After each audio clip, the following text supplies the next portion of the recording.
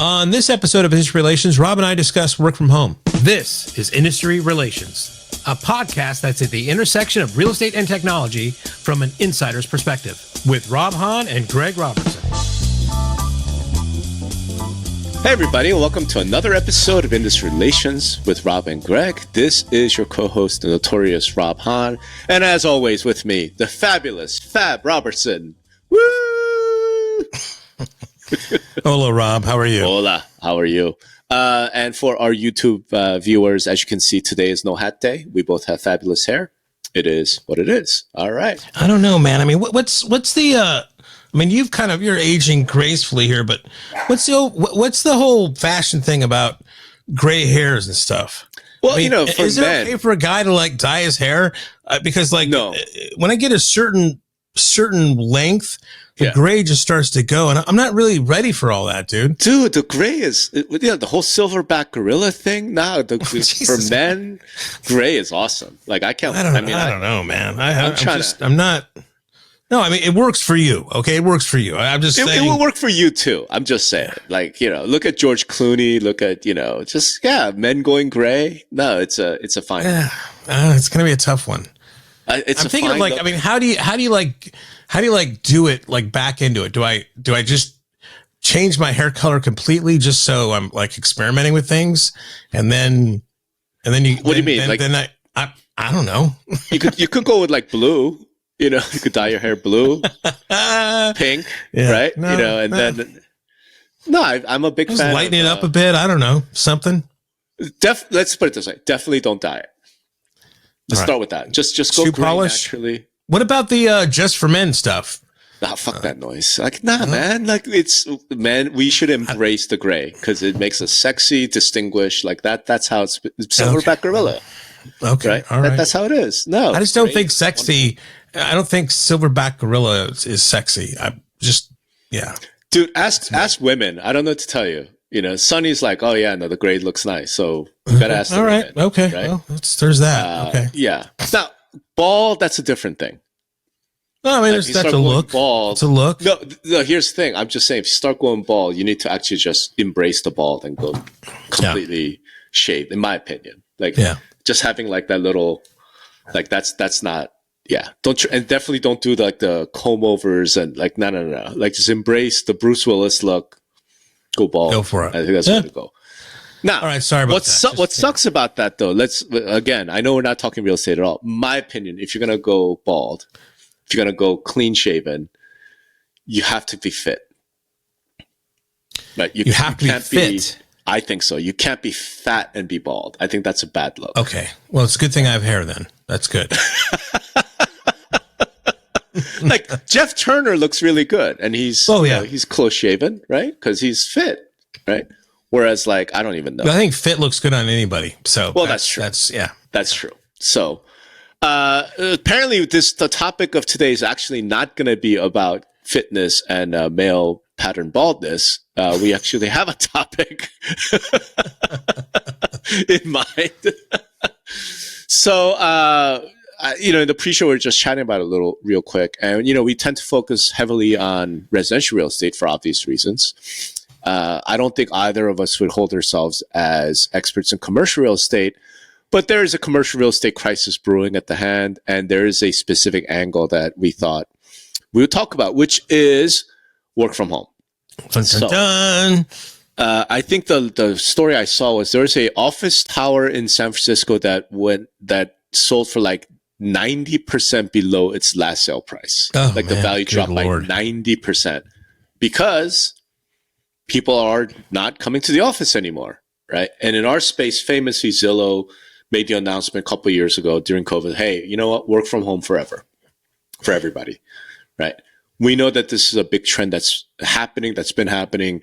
EXP famously is, has from the start has been work from home, right? Yeah. You don't have an office. It's all virtual, right? Unless you're like a dragon and avatar in their right. So they have the metaverse office, but they don't have the metaverse. Exactly. Correct. They don't have physical offices. It's a huge advantage for them from a cost structure standpoint. We do know real estate companies that are more traditional that have office space, they have a large burden with just like the occupancy costs.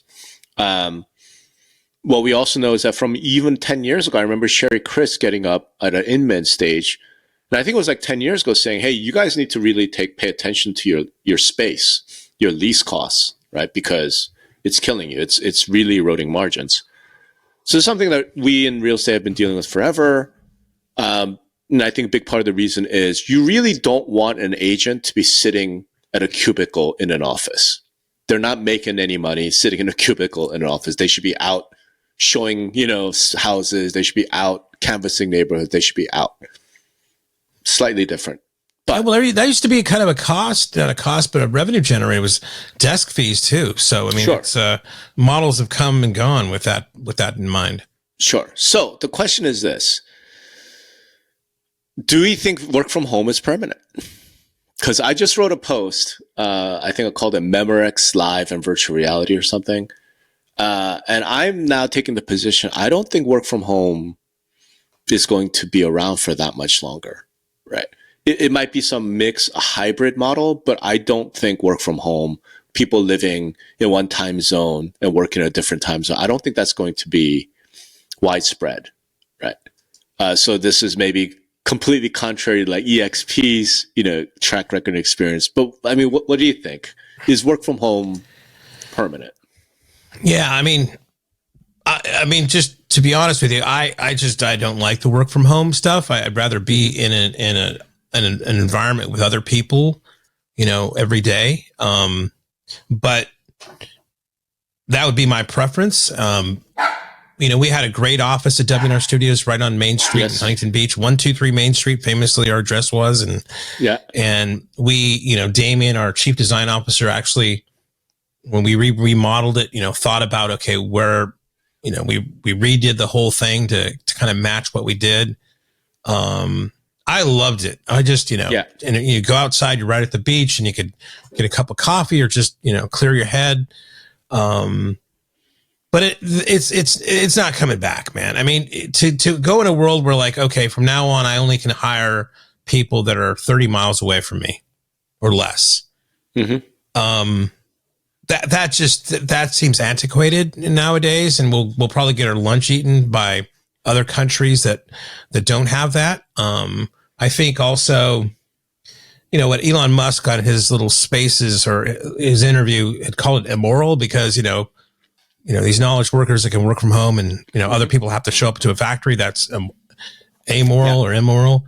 I don't agree with that either. And then I don't think they've really cracked the code. Nobody's really cracked the code of this whole, like, come in 3 days a week and stay, but you could, you don't have to come in every day. Like, because all you do is you just come in with like, there's only 7 people in the office that holds 90. And it's just a weird thing. Mm-hmm. And then you start to realize, I remember, when I was living here in Huntington Beach a few years back and I had to go, our office was in Brea. Mm-hmm. That was 40 minutes there, 40 minutes back. Such a, what a complete waste of time in a sense, right? But, there is something to kind of have, and maybe, and I think, I've read about this before, having people in the same space. I mean, I'm talking about both sides of my mouth, but I just don't see culturally of us going back to like being required to go into an office because, there might have to be some exceptions. And if I'm a worker and I come in and like, I know Joe, he works from home. Well, Joe's a special case because blah, blah. Well, no, I'm a special case. I don't want to, spend 40 minutes on the highway. Mm-hmm. Right. I think there's going to be these exceptions. That's going to be very hard to manage and hard to, overcome as far as like getting people to come in the office from now on. That's a long gibberish thing that I just. No, it's yeah. I'm sympathetic to it as well. Like what I wrote though was, I actually think the work from home is going to go away, primarily because I don't think human connections happen virtually, right? Like what we're doing right now, this makes it works and it makes sense because we've already known each other through, conferences and being in the same place. So yeah, you could, and I think you could do things like business meetings. I think Zoom meetings are fine, for doing business meetings. But what it can't do, I don't think you could build company cultures virtually. I just really don't. So maybe we'll have Glenn Sanford completely disagree with me on this, right? And EXP has this incredibly strong company culture, maybe. But here's what I do know: even EXP, the last conference was live. Like they did a physical conference in Las Vegas, right? Because even EXP with the virtual world, they realize there's something missing, man, when you don't get together in person, you know? And, you know, conferences, obviously, we've talked about this before. I don't think virtual conferences are conferences at all anymore. You know, they're almost pointless. Yeah. Because most of what you get out of events and conferences is the lobby con. It's the informal. It's the bar. You know, it's the seeing each other in hallways. It's that stuff. It's not going and listening to a session, a panel on data, you know, standards and the MLS. Like that's not the value, right? The value is going to be in the hallways. It's going to be in the bar afterwards. It's going to be hanging out, you know, in the lobby, right? I think the same applies to work, right? And I do have a special kind of angle on this. I want to get your take on it. So I'm not, let's say we're both kind of talking out of our ass and theorizing because no one really knows. No one's really figured it out. As usual. But I think the threat of AI, right? The large language models, the sort of the advances that are happening with ChatGPT, things like that. I think what that says to me is a job that can be done from home, a work from home job, is actually quite likely to be made obsolete by AI. Okay. Because the thing that AI can't do, that computers can't do, is sort of the human creativity, like that stuff, right? And I think there's a real strong argument to make, with some exceptions, I guess, right? With some exceptions, where you're gonna want to be in an office, hanging out with your fellow coworkers, you know, that creates that connection, that creates a human sort of interaction, which then leads to the creativity, the judgment, the stuff that AI can't really do right now. That's my take right now. Again, there are exceptions. I could see if you're an artist, if you're a graphic designer, right? And it's really not about you being around other people. It's like you have to sit down and just come up with some creative piece of art, creative design. Developers, I'm not sure, man. Like, so I have a team of developers now, and they all say they want to work. They prefer working from home. They're sitting there with their, you know, computer. But even them, I find that they're much more productive when they get together in person, right? Because they could just like lean over and say, hey, I'm finding this, I'm working on this, whatever piece of code, but I need some info on like, how does it interface the database? They're much more productive if they're in the same room. That's what I find. Now, what do you think? I mean, you have developers, you're a tech company. Yeah. I mean, for me, having, I guess most of my adult life either started or ran a software company. I mean, I can see both ways to it. I you know, there was always like the room, you know, well, you would go to the part of the building where the developers were and their lights were all off, right? Yeah. Because they didn't want the fluorescent lights. Yeah. And I think there's the headphones on. Yeah. They focus. Yeah. I've seen that. Yeah. Right. So it's like, okay, you know, they're all, you know, what is that saying? Leave me alone is what all that is saying. Turn off the lights. I'm going to put my headphones on and I'm going to be here. So that's basically a signal for leave me alone. So, you know, are they really, so that's, they're telling us they need to be together by these traits that they're demonstrating. I don't think so. And then to me, like the really good ones, it's like, you know, you can't, I don't think code 24/7.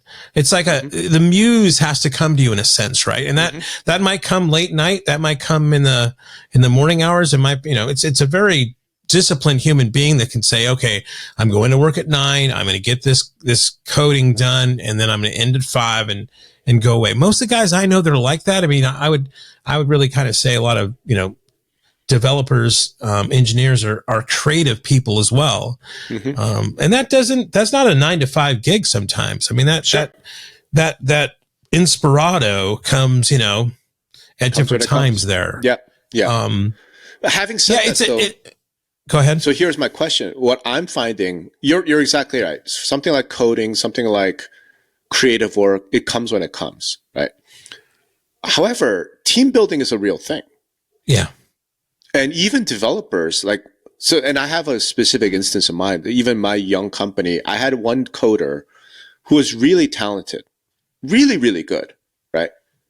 But he wasn't a team player. And he ended up being really poisonous, and I ended up having to let him go. Even though he was, from a skill and talent standpoint, he was really, really superlative. But because he just didn't play well with others. It's the TO situation. That's what I like to call it, right? For those who don't know, Terrell Owens, right? Yeah. Amazing wide receiver. He was just poison in the locker room, and the Eagles had to let him go, right? It was almost that. And I felt like, could that have been avoided if we had an office, right?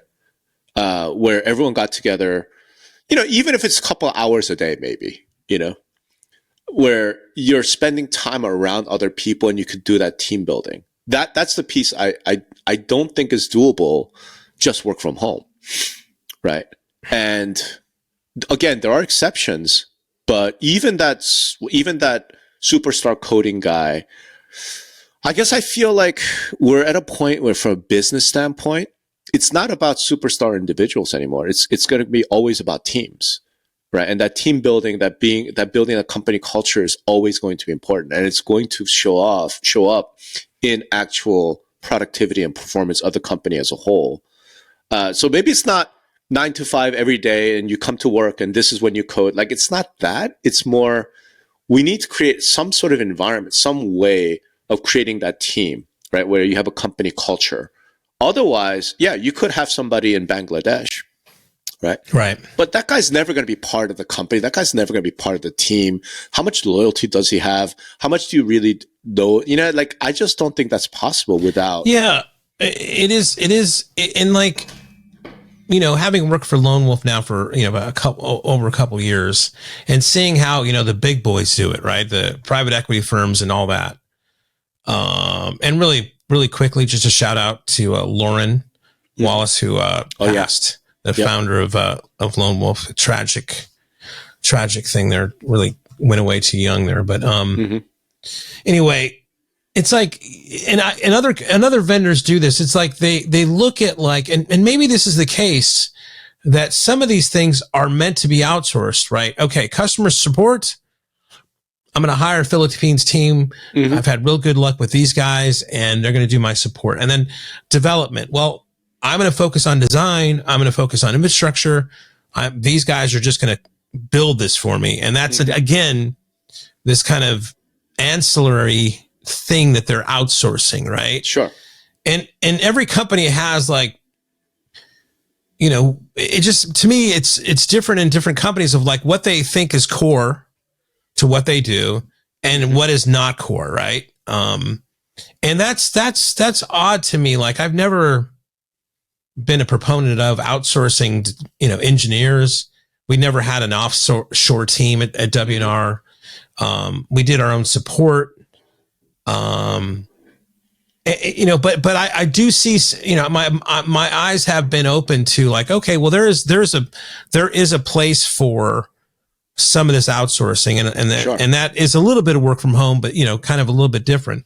But honestly, Dan and I have always been not accused, but always been complimented of man, WNR, every company we've had together, what a great culture, you guys. It seems like it's a fun place to work.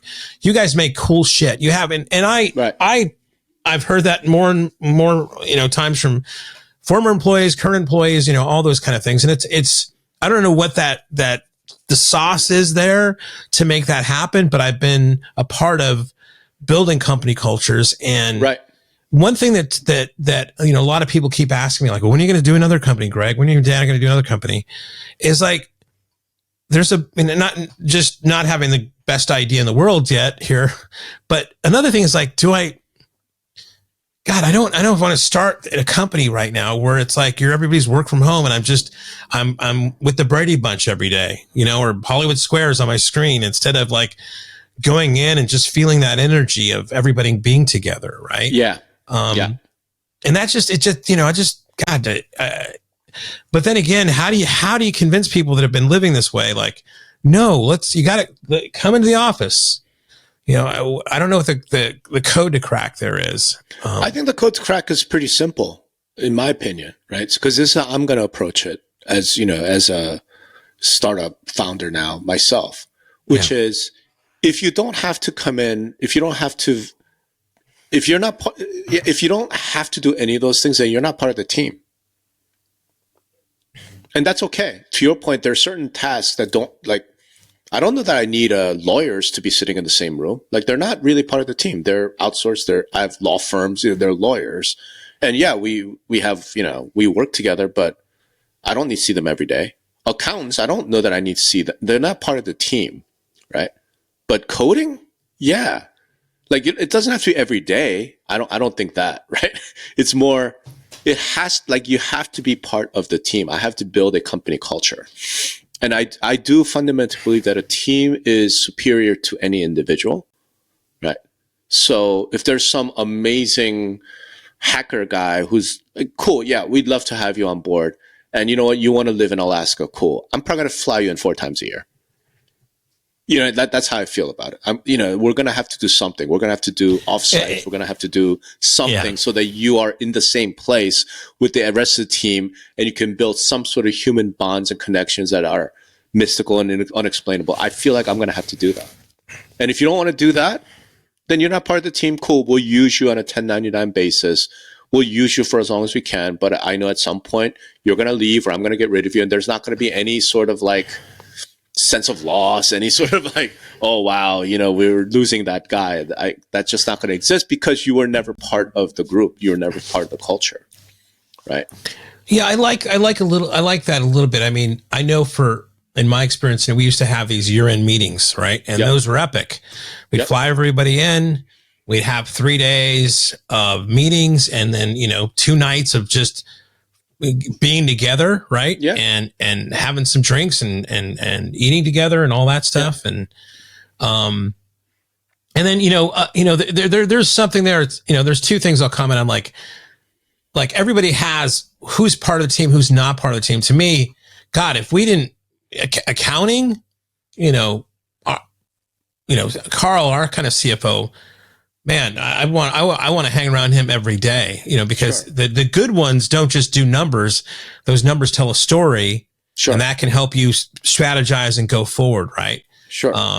But everybody's going to have their own kind of what is core, what is not core, as I said. That's right. That's right. But I do think there's a combination there of okay, this is where we're headquartered, and we encourage everybody to come in to the thing. And if you come into the office, you're going to get basically special privileges because you come in the office. If you don't come in the office, you don't get those, right?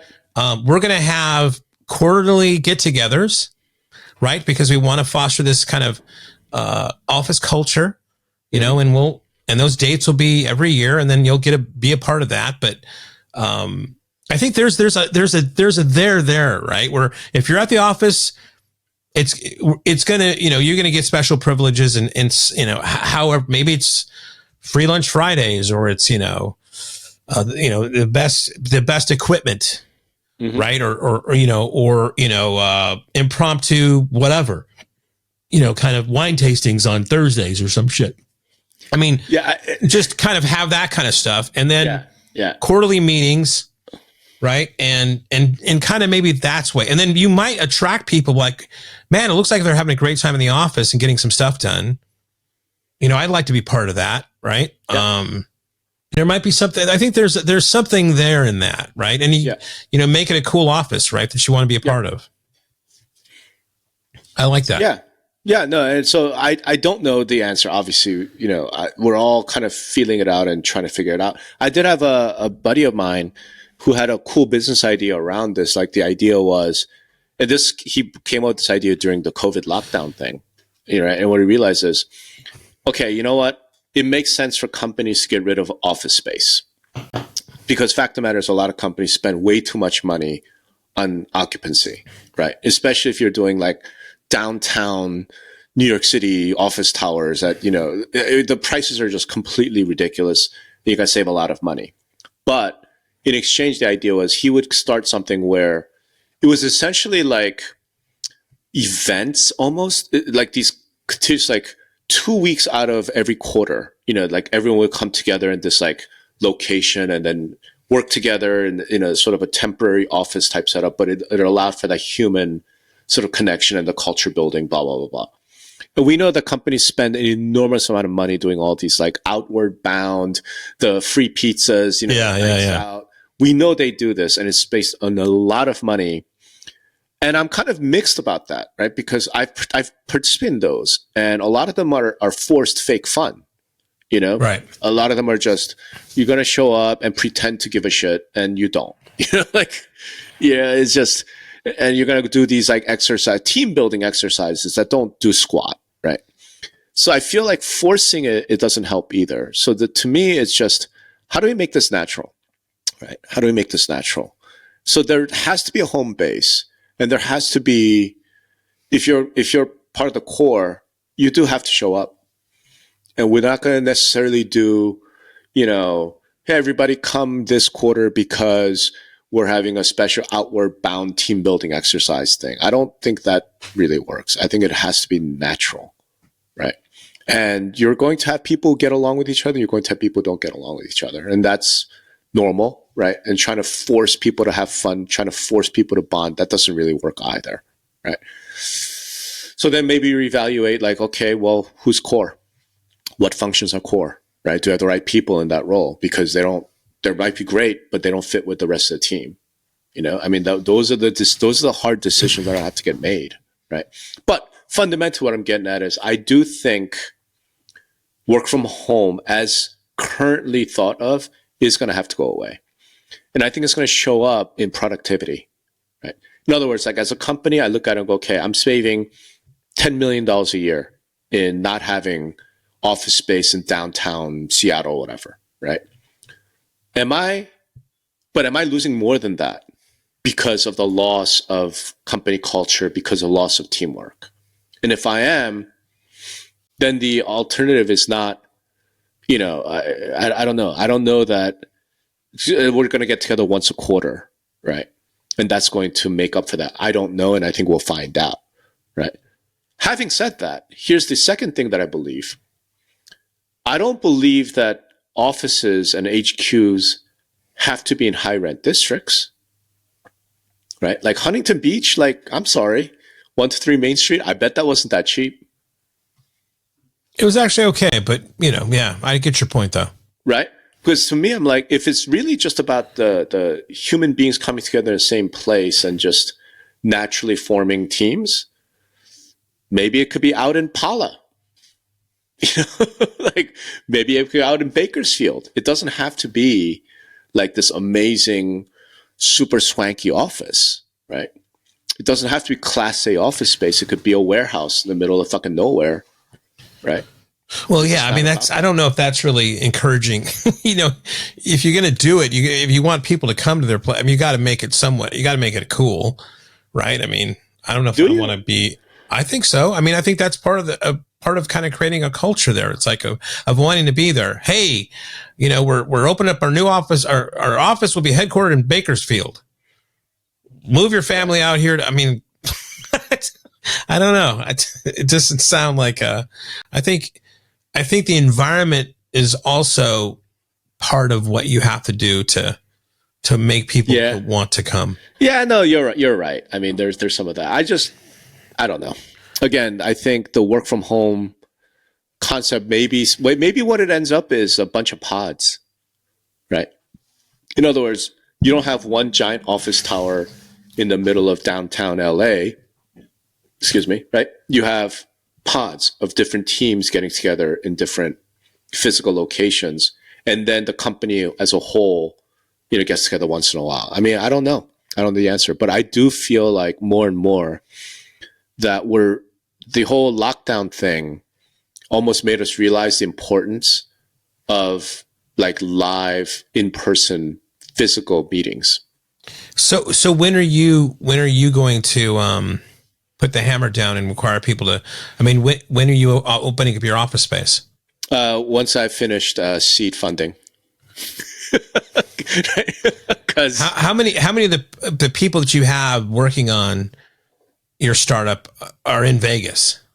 6 out of 8. 6 out of 8. So it wouldn't be a big deal for them to. No. Yeah, it wouldn't. And the others, I would try and bring them in, honestly. Right. And again, moving packages and things like that. All that shit. Yeah. I mean, because now here's the determination I would have to make is the gain in productivity worth it? Right. Because like office space is fucking expensive. Right. And maybe those prices have to come down, and the commercial real estate crash that's going to be headed our way maybe will lead to that. Right. Because part of this is that the rents are just fucking ridiculous. Right. All right, well, just go bankrupt then. I'm not paying that. I'm not going to pay $100,000 a month for office space. Right? I might pay $10,000, and maybe it requires, like I mentioned at the start of this thing, maybe it requires the office tower being sold for 90% less than what it sold for last time. Right. Some developer, some commercial landlord going bankrupt. Creative destruction, baby. I don't give a shit. Right? Go bankrupt. And then the new guy comes in and says, I can make money on $10,000 a month. Now it's like, hey, it makes sense now, right? Right. Maybe that's how it has to play out. But yeah, I think the balance is always going to be what's the cost dollar-wise, but what's the cost productivity and team and that wise? And I think that's going to be a decision every company makes, So I think it's coming back. I think work from home is, I hate to say it, I think it was like a historical accidental blip because of the whole freak out over, the common cold. So what do you think of, when is this, what's your timing on this? When is it like, you start seeing? I think next 5 years.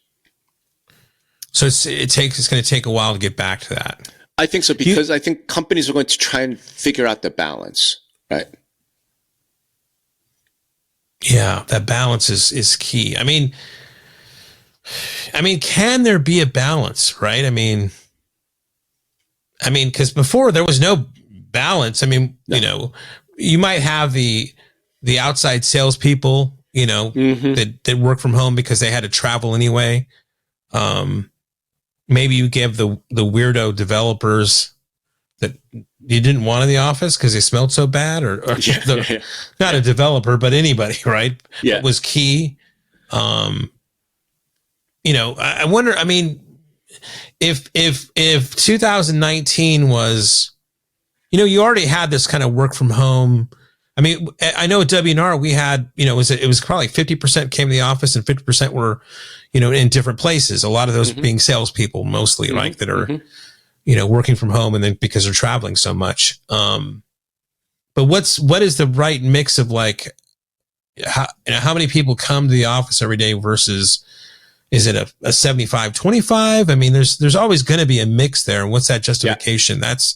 That's going to be key. Yeah. Yeah. And I think it's going to be all depending on the company, depending on the business, depending on, right? Like, so you mentioned Elon Musk. I don't know that Twitter needs to show up every day. Right. But I do. Right. But I mean, if you're building cars and rockets, correct. Absolutely. You need a factory, right? So then you do have to show up to work, and because you need access to the equipment, right?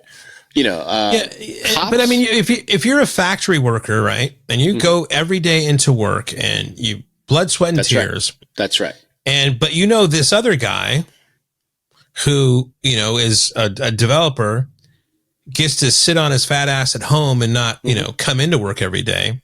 Yeah. How do you feel in that situation, right?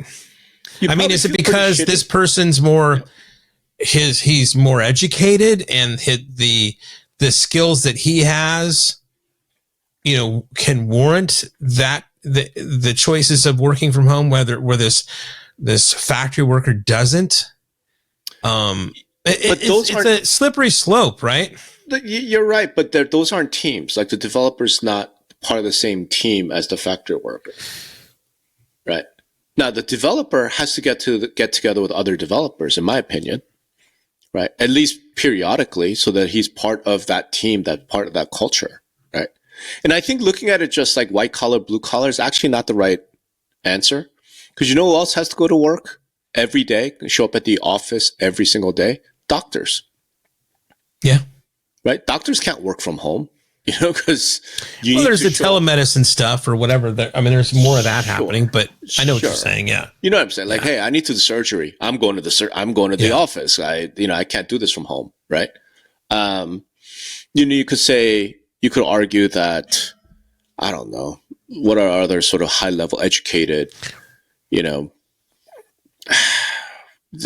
thing I think it might follow in, it might be a privilege, right? So, I've had employees like, if it was an option and like, oh, if he or she said, why would it be, I'm going to be working from home now. I'm like, fuck you.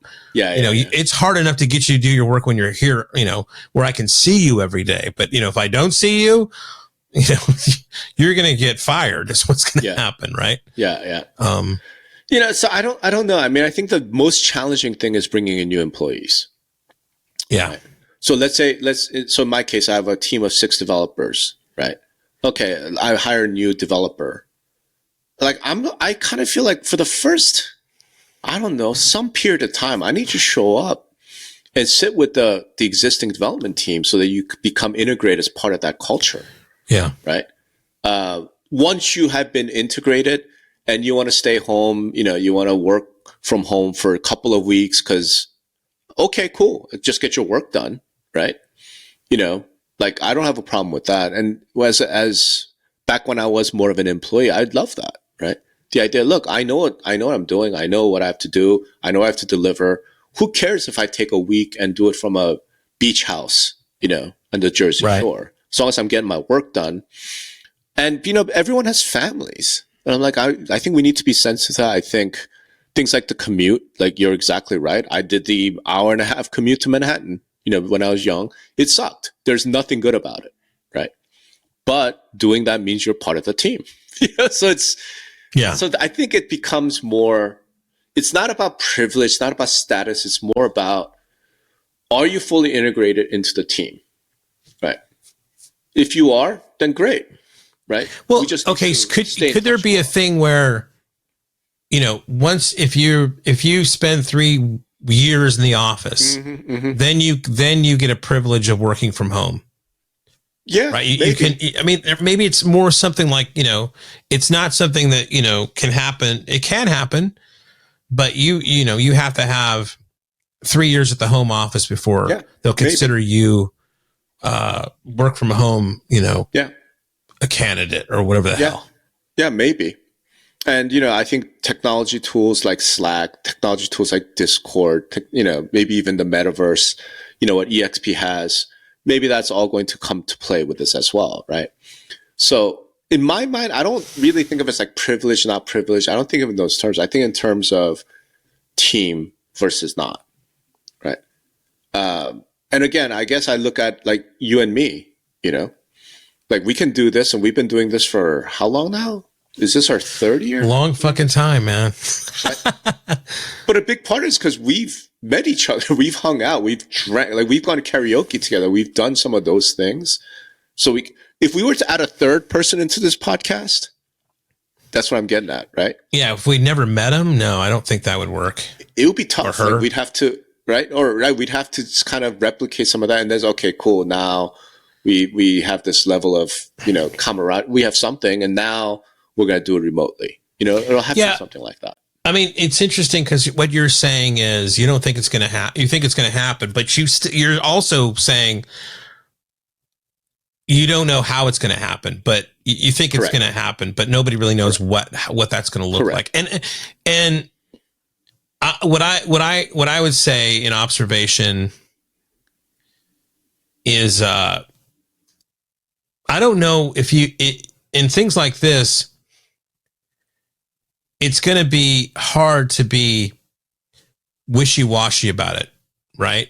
It's either going to be, no, everybody works in this office. Done. And on some very rare occasions, some people can work from home because they travel a lot or something. There's a clear line. Do you meet this criteria? Yes, you can work from home. but otherwise not. Because if you're like, well, come in 3 days a week, I don't think those are ever going to change things. It's got to be something really just boom, right? You're here. Yeah. And I think therein lies what's the right balance. Well, there's really no balance. You're going to come in the office every day. Yeah. And if there's a certain criteria that we meet, yes, we do that on rare circumstances. Right. But even then we want you in once a quarter or whatever the hell. So here's how I think I would handle it. Again, once, the financial funding, all that's reassured. I think the way I would try to approach it is everybody comes to the office. Okay? But I'm going to be extraordinarily free and liberal about leave policy. In other words, like the expectation is you come to the office, but you get up that morning, you're not feeling great, hey, just stay home, work from home. Hey, I'm going on vacation. I want to take my family to Grand Canyons. I need 2 weeks. Cool. Just get your work done. It's not even like vacation time. Like literally, as long as you're getting your work done, Starlink exists. Go do whatever you need to do. I'm going to take a month. Cool. Take a month. Right. Yeah. Because we have that kind of at Lone Wolf, and we have that at WNR where it's just, there was no PTO. It was just like, I forget what they call the policy, but it's just responsible time like off, that. Basically. Now, here's the thing. Before you can do that, though, I need to know that you're part of the. Yeah, it comes with trust. It comes with trust. You're a new employee. No, sorry, you need to come to the office, right? Like you're the manager of a department. All right, before you do that, you better appoint somebody as your second to kind of hold the team down. Like I think it'll be sort of like that, right? Because here's the thing, man. I want to be able to do that, right? As a CEO, I want to be able to be like, I'm going to take 3 months and put Starlink on my RV, and I want to travel across and be able to do that. And if I need to, I'll hop a flight and then come back to the office. But the only way that happens is first we have this base, right, of trust and community and company culture and teamwork. And then we can be very, very liberal with all the do what you need to do. Right. Yeah. I think that's how I want to try and handle it. So that's my take. Now we'll see. I mean, look, man, like I don't have any of this set up. Some of our listeners already have really established companies like MLSs and associations that are probably dealing with this right now as well. Right. And I think it'll be interesting to hear what are some of the strategies they're thinking about. Right. Because simply it's not working. It doesn't build team. I think, a lot of them are experiencing some very positive things where they're hiring people that they in the past couldn't hire because of where they're located. I mean, there's have somebody in Atlanta when they're headquartered in Southern California or in Seattle, and somebody they've got working out of Texas. I mean, and that is, that person used to be the MLS X at here, but there's only one MLS where they live, and they have the skill set. They want to work at another MLS, but they can't move. There's some, it's definitely a tricky situation, right? I mean, Sure. And I think that's kind of what I think we're sort of finding a way through, which is why I say I think 5 years from now or so, we'll have kind of figured out that balance. Yeah. Right. Because here's how we got here. We had the work from home trend just kind of slowly, with Zoom and internet and technology, like slowly kind of being COVID hits, lockdowns, all of a sudden it's like, okay, I guess we're all working from home. Right. And we just got to figure it out. And here we are, now kind of going, okay, well, there's some things that aren't great about that work from home Zoom all the time, right? And so they're trying to figure that out. I don't think it's swinging back all the way to, okay, everybody come to the office, 5 days a week, 9 to 5. It's not that. It's that balancing point. Yeah. I'd be real curious to hear from some of our listeners. What are they doing? How are they handling it, right? Because it is a balance, and how are you doing it? Especially if you're large, like, I'd love to know from Zillow, like, how do they do it? I know their official policy today is work from home. But are they finding that there's some real negatives to that? So now they're supplementing it. Okay, what are you doing? If you're EXP, you've always been work from home. Are you finding things like, what are you doing? I would love to know, is the metaverse enough, right? Or do you need something more? Do you need some of this physical, like, almost like we need to smell each other in some ways? Because I do think there's something fundamentally human about that, right? And that's I miss it that for was what sure. it's about. Yeah. Yeah. I mean, think about our industry events, man. You know, the 2 years where it was all virtual. My God, it sucked. Right. Oh yeah. And I can tell you, just coming back from mid-year, just seeing, you know, my two kind of main reports, John and Jessica, us together every day, you know, in our suite, giving demos, Mm-hmm. you know, getting together at night and, you know, client dinners and lobby bars. Mm-hmm. It was invigorating, right? Just to be around humans in that regard. So I'm all for it, man. Right. It makes a difference. So I don't know, man. Nothing deep or profound, I don't think, today. Just, you know, I would love to hear from our listeners on this particular topic, because I know everybody's dealing with it. Everybody. Oh, for sure. How to balance this out, you know? So let us know, you know, how are you guys dealing with it? What are your strategies? What do you think? You know? So, all right, man. With that said, I would love to see you in person sooner rather than later. I believe I gotta get that steak dinner. Yeah. I was gonna say, I believe I owe you a steak dinner. So let's make that happen, because, you know, teamwork culture is about being in the same place. I want to get caught up on all your devs and all that stuff. So I'll look at the calendar. We'll get something set up. Yeah. We have some lovely steakhouses here, so come on by.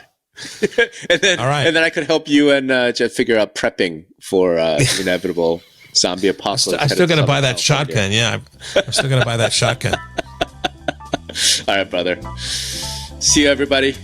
Peace.